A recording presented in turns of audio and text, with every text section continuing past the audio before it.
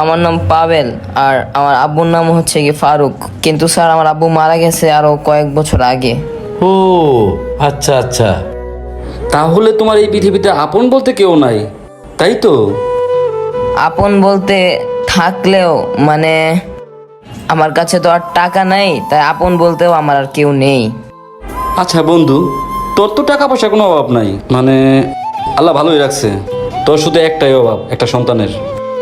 দেখ না ছেলেটারে। তুই কথাটা বন্ধু একবারে খারাপ করস নাই।